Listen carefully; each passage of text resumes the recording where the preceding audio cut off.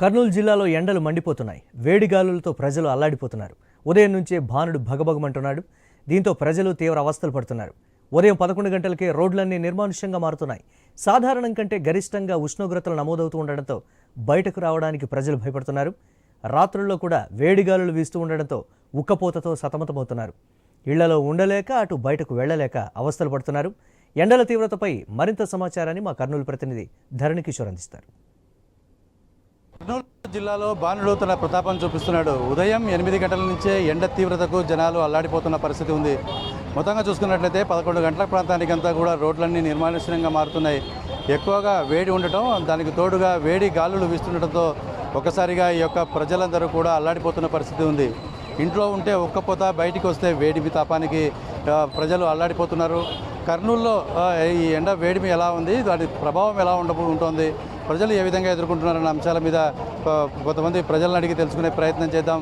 ఈ యొక్క ఎండ వేడిమిని వాళ్ళు ఎలా చూస్తున్నారు, ప్రభుత్వం లేదా ఇటు పట్టణంలో ప్రభుత్వం తీసుకుంటున్న చర్యలు ఏ విధంగా ఉంటున్నాయి, ఈ యొక్క ఏదైతే ట్రాఫిక్ ఐలాండ్స్ ఉంటాయో అక్కడ తీసుకుంటున్న చర్యలు ఏ విధంగా ఉంటున్నాయి, ఇంకా ఏ విధమైన చర్యలు తీసుకుంటే వారికి సౌకర్యంగా ఉంటుంది, ప్రస్తుతానికి ఈ యొక్క ఎండ వేడిమిని ఏ విధంగా వారు ఎదుర్కొంటున్నారన్న అంశాల మీద కొంతమంది ప్రజలను అడిగి తెలుసుకునే ప్రయత్నం చేద్దాం.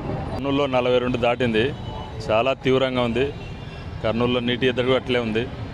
అన్ని ప్రాంతాలకు నీళ్ళు రావడంలే. ఎండలకు ఉపశమనం కలిగించాలంటే ఇట్లాంటి వేశారు, అయినా ఏం సరిపోవడంలే.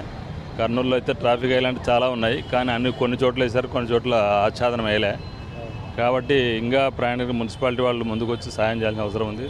ప్రభుత్వం కూడా చలివేంద్రాలు ఏర్పాటు చేసి ప్రజలకు మంచినీరు అందిస్తే బాగుంటుంది. అదేవిధంగా సహాయక స్వచ్ఛంద సంస్థల నుంచి మజ్జిగ ఇలాంటివి చేస్తే కూడా బాగుంటుంది. సాయంత్రం ప్రజలకు ఉపశమనం కలుగుతుంది.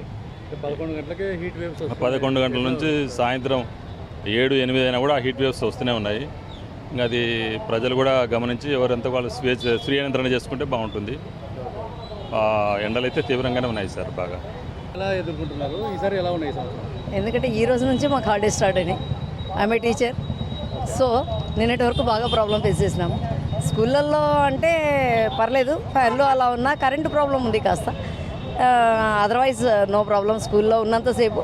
కానీ 1 గంటకు స్కూల్ వదిలితే మాత్రం పిల్లలకు టార్చరే, బయటికి వెళ్ళే టీచర్లకు కూడా టార్చరే. హీట్ వేవ్స్ బాగా ఉన్నాయి. 9 నుంచి పిల్లలు క్లాస్లో చాలా ఇబ్బందిగా ఫీల్ అవుతున్నారు. క్లాస్లో కూర్చోవాలంటే కూడా ఈసారి చాలా ఎక్కువ ఉన్నాయని అనిపిస్తున్నది నాకు. వేడి నుంచి తట్టుకోవడానికి ప్లాన్డ్గా 10 లోపల కావాలా మనకి ఏం చేసుకున్నా. ఆఫ్టర్ 5 బయటికి రావాలి. పిల్లలు కూడా బయటకు ఆడుకోవడానికి కానీ ఇలాంటివి ఏమీ ఉండకూడదని అనుకుంటున్నాను. వడదెబ్బ తగలకుండా తల్లిదండ్రులు కూడా కేర్ తీసుకోవాలి. ఓకే. సరే 8 o'clockకే బాగా ఎండ తీవ్రత ఎక్కువ ఉంది. ఇంకా బయటికి కూడా రాలేని స్థితిలో ఉన్నాము. జర్నీలు చేయాలన్నా చాలా కష్టంగా ఉంది. అంతే. మామూలుగా బయటకు వచ్చినప్పుడు ఏమైనా జాగ్రత్తలు తీసుకుంటున్నారా? ఇంకా తీసుకోవడానికి ఏమున్నాయి సార్, గొడుగులో తెచ్చుకోవాలంటే పొద్దునేమో కొంచెం చల్లగా ఉన్నట్టుంటుంది, బయటకు వచ్చినప్పుడు ఎండగా ఉంటుంది. ఇంకా తీసుకొని వెళ్ళడానికి ఆడ పెట్టుకోవాలో తెలియదు కదా, అందుకే ఏమి అంత జాగ్రత్తలు తీసుకోవడానికి కూడా ఏం లేదు. బాగానే వేడి ఉంది.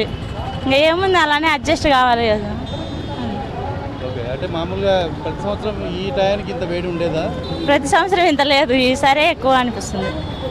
ఎండ అటువంటి ఎండ అది తట్టుకోలేకపోతున్నాం. 40కి పైగానే ఉంటుందేమో కదా, పైగానే ఉంటుంది చెప్తున్నా కదా, తట్టుకోలేకపోతున్నాం. ఓకే. మామూలుగా ప్రతి సంవత్సరం ఎండ ఎట్లుంటుంది? 33 ఎక్కువ ఉంది సార్, చాలా ఎక్కువ ఉంది. 33, 35కు సత్యంగా వాటి వరకు ఉంటేనే మనుషులు బతికేది. ఎక్కువ దాటే నిలబడలేరు. కొన్ని వయసు ఎక్కువ అయిపోద్దు, వాళ్ళకు ఎక్కువ ఎఫెక్ట్. నాకు 40, 62 ఉండేవి. పోయాము అట్లా అట్లా అట్లా అట్లా ఉంది. కాదు, ఏం జాగ్రత్త టవల్ వేసుకున్నావు, గొడుగు గిడుగు పెట్టుకుంటావు, ఎట్లా ఏం చేస్తే తగ్గుతుంది ఎండ వేడి?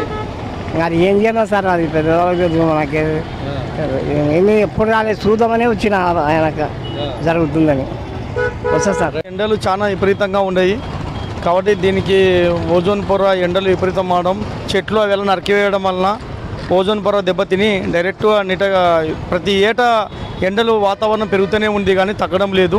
దీనివల్ల చెట్లు బాగా పెంచాలి, అడవిని కూడా రక్షించుకోవాలి. అది దాన్ని రక్షించుకోకపోవడం వల్ల దాని ఎఫెక్ట్ ఇప్పుడు ఇంతవరకు ఉంది. ఇట్లనే ఉంటే మనిషి అనేవాడు కూడా బయటికి తిరగడానికి లేదు, దగ్ధమైపోయే కాలం వస్తుంది. కాబట్టి నేటికైనా సరే ప్రతి ఒక్కరూ చెట్లను నాచి పర్యావరణాన్ని కాపాడినప్పుడే మన యొక్క భవిష్యత్తు మన యొక్క మానవ మనుగడ ఉంటుందని చెప్పి ఈ సందర్భంగా తెలియజేసుకుంటాను.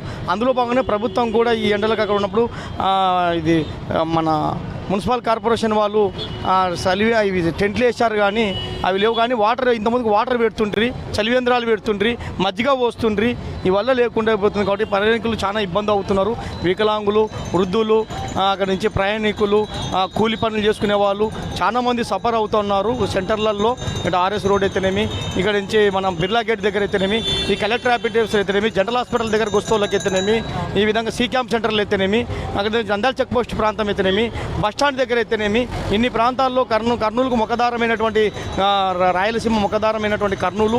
ఈ కర్నూలుకి ఎంతోమంది వేలాది మంది ఇట తెలంగాణ నుంచి ఇట రాయలసీమ ప్రాంతం నుంచి అత్యధికంగా వస్తుంటారు. కాబట్టి వాళ్ళ యొక్క ప్రాణాలను కూడా కాపాడుకోవాల్సిన బాధ్యత మన మున్సిపల్ కార్పొరేషన్ వారికి ఉందని కూడా ఈ సందర్భంగా తెలియజేసుకుంటున్నాం. జిల్లాలో బాణుడి ప్రతాపానికి ప్రజలు అల్లాడుతున్న పరిస్థితి ఉంది. అయితే పట్టణ ప్రాంతాల్లో ప్రధాన కూడళ్లలో ఈ యొక్క చలవ పద్ధతులను ఏర్పాటు చేసి మంచినీళ్లు, మజ్జిగ ఏర్పాటు చేస్తే కొంత బాటసారులకు బాసటగా ఉంటుంది. వారికి కొంచెం ఎండ వేడి నుంచి రక్షించుకునేందుకు అవకాశంగా ఉంటుందని చెప్తున్నారు. ఈ కోణంలో ప్రభుత్వ అధికారులు స్పందించాలని చెప్పి ప్రజలు ఇక్కడ కోరుకుంటున్న పరిస్థితి.